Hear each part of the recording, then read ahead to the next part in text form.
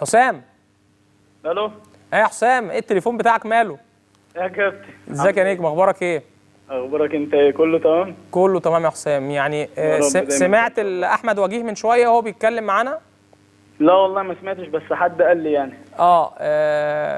يعني قال ان في جلسه تمت بينك وميدو حسين اللي هو وكيلك او الايجنت بتاعك ومع الكابتن حلمي طولان تمهيدا لانتقالك لنادي الزمالك في الفتره القادمه. هو بص يا كابتن، انا عايز بس اوضح، يمكن انت معلش اخد من وقت حضرتك شويه. لا اتفضل يا حسام اتفضل. اتكلم بس عشان الناس بس تفهم وكده الموضوع ماشي ازاي. تمام. هو دلوقتي اللي انا سمعته ان احمد طبعا اتكلم بشكل كويس وكده، بس هو اتكلم ما وضحش برضه كذا نقطه.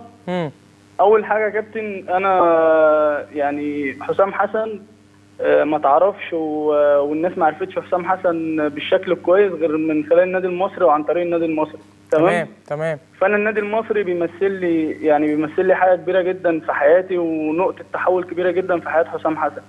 تمام. ومحدش يقدر يشكك في الكلام ده كله، وبحترم النادي المصري وجماهير النادي المصري يعني فوق ما اي حد يتصور ولا يتخيل. تمام.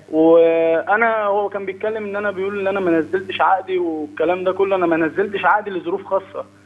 لان انا السنه اللي فاتت لما مشيت من النادي المصري، انا كابتن اخر لعيب في النادي المصري ماشي من الفرقه. كان الفرقه كلها اول ما حصل الموضوع ماتش المجزره ده كان كله راح في انديه مختلفه. اللعيبه كلها كانت مشيت، راحت اعارات، واللي راح بيع وشراء انديه ثانيه وكده. انا اخر لعيب ماشي من النادي. انا ماشي من النادي قبل القيد ما يقفل بيومين، ورحت موضوع تركيا. ولما رحت تركيا كان في مشاكل بسبب الفلوس، ان انا اروح اعاره والكلام ده.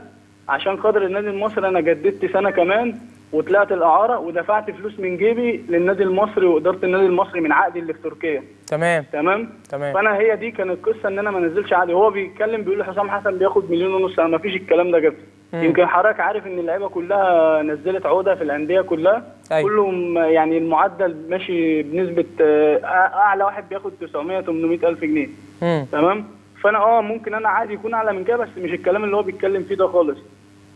تمام. ماشي يا كابتن. حلو. بس فانا دلوقتي انا بس بوضح حاجه. اول حاجه ان انا سواء حسام حسن هيمشي من النادي المصري او موجود في النادي المصري، انا عمري في حياتي ما انسى جميل النادي المصري عليا ولا جميل جماهير النادي المصري عليا. النادي ده خيره عليا وفاتح بيتي لحد دلوقتي. وانا من نوعيه اللعيبه اللي ما بقعدش الايد اللي تمدلي. تمام يا كابتن. تمام. فانا عايز اوضح للناس برضه عشان الناس كلها، طبعا حضرتك اعلامي كبير والبرنامج بيتشاف، فالناس كلها تبقى فاهمه الكلام ده كله. انا يعني يمكن حضرتك سمعت عن موضوع الزمالك وكده. فانا اتكلمت مع مجلس الاداره الحاج ياسر يحيى والدكتور شريف في الموضوع من كام يوم، يعني امبارح او اول امبارح كده اتكلمت معاهم، والناس اتكلموا معايا بشكل كويس وقعدنا اتناقشنا في كام نقطه كده وفهمتهم وجهه نظري. قلت لهم يا جماعه انا كان جاي لي عرض من ريال بيتيس من شهرين، بس اللي اخرني كان موضوع الفيزا، الاحداث اللي هي حصلت في مصر وكده. بس خدت الفيزا. طبعا ريال بيتيس زي ما حضرتك عارف اليومين دول ماشيين وحش في الدوري، فمشوا المدرب اللي هو كان عايزك. انت حكيت القصه دي قبل كده. بس فهو ده اللي اخر الموضوع. فانا كنت متفق مع الحاج ياسر يحيى برضو، ده الكلام اللي بقوله لحضرتك ده بالظبط يعني. كنت متفق مع الحاج ياسر يحيى، يا حاج ياسر انا هجدد لحضرتك وهجدد للنادي المصري وما عنديش اي مشكله خالص في التجديد، لان ده في الاول وفي الاخر ده ناديه وده بيتي وانا ما فيش مشاكل. الناس ما اثرتش معايا في حاجه سواء من الناحيه الماديه او في اللعب او الكلام ده كله. ماشي. تمام. فقلت له انا هجدد لو انا موضوع اسبانيا مشي، يعني لو موضوع اسبانيا ده جه وان شاء الله سافرت، عايز اجدد عشان النادي يستفاد من وراها. الموضوع ما جاش، هتعمل ايه بقى؟ الموضوع ما جاش. قلت له يا حاج ياسر انا الموضوع لو ما جاش، قال لي طب احنا عايزين نجدد او سواء الموضوع جه او ما جاش. قلت له لا ربنا يكرم الموضوع هيمشي، بس قفلنا الكلام على كده. فجه موضوع الزمالك واتكلمت معاه، قلت له بص يا حاج ياسر انا دلوقتي راجل لسه صغير في السن، وراجل انا نفسي ان انا ارجع منتخب مصر تاني. يمكن انا اتظلمت الفتره الاخيره اللي انا كنت محترف فيها في تركيا دي، كنت ماشي بشكل كويس بس ما كانش ليا تواجد لوجهه نظر فنيه. فانا نفسي ان انا ارجع المنتخب تاني ونفسي العب بطوله افريقيا وكده. فانا كان في حصل كلام ما بيني وما بين الكابتن حلمي طولان، واتكلم معاه والراجل ابدى ان هو رغبته ان هو عاوز حسام حسن يكون موجود. تمام. فده شرف ليا وشرف لاي لعيب بيلعب في الدوري المصري اللي هو يلعب. لو انتقلت للزمالك هيكون في يناير يا حسام؟ ان شاء الله يا كابتن. فانا قلت له اتفقت. انا اتكلمت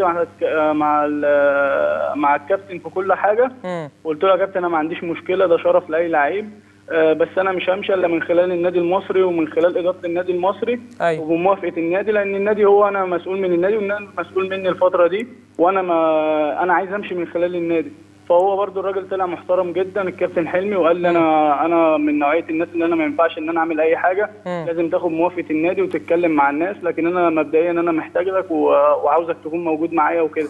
بس فاتكلمت بشكل رسمي مع النادي وكده، بحيث ان انا اخد الموافقه المبدئيه منهم، واتكلمنا وهم الناس بيتناقشوا الموضوع دلوقتي يعني. تمام، يعني حاسس انهم هيوافقوا يعني ولا في مشكله؟ والله بص يا كابتن كريم، انا اتمنى ان النادي يوافق. انا نفسي اطلع من خلال النادي المصري. يعني انا نفسي اطلع من خلال، اولا يا كابتن انا دلوقتي راجل عقدي من اعلى العقود في الفرقه، تمام؟ ما نزلتش عقدي، فانا دلوقتي لو النادي مثلا سابني ان انا امشي هيوفر فلوس في النادي، لان في ازمه في النادي الفتره دي.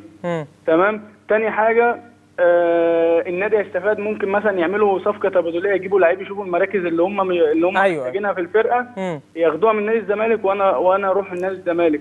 تمام. الحاجه الاهم اللي انا عايز اتكلم فيها برضه واوضحها، ان انا دلوقتي انا مفيش اي خلافات بيني وبين الكابتن صبري المنياوي ولا الجهاز الفني ولا الكلام اللي احمد اتكلم فيه ده خالص. دي بوضحها بس لان كابتن صبري مدرب كبير، والكابتن سيف داوود والكابتن حمام، الناس دي كلها مدربين كبار واسامي كبيره جدا، وانا يشرفني ان انا اتمرنت معاهم، ومفيش اي خلافات بيني وبينهم. انا بس كل اللي انا عايز اطلبه من حضرتك او بقوله وبوضحه، ان دي رغبه مني بس، ان انا نفسي ان انا العب في نادي كبير بحجم نادي الزمالك، ونفسي ان انا العب في نادي يلعب بطوله افريقيا، نفسي ارجع منتخب مصر والكلام ده. فعندي اهداف وعندي طموحات نفسي احققها، هو ده بس اللي انا. تمام يا حسام. تمام. بشكرك شكرا جزيلا حسام حسن، ورغبته في اللعب النادي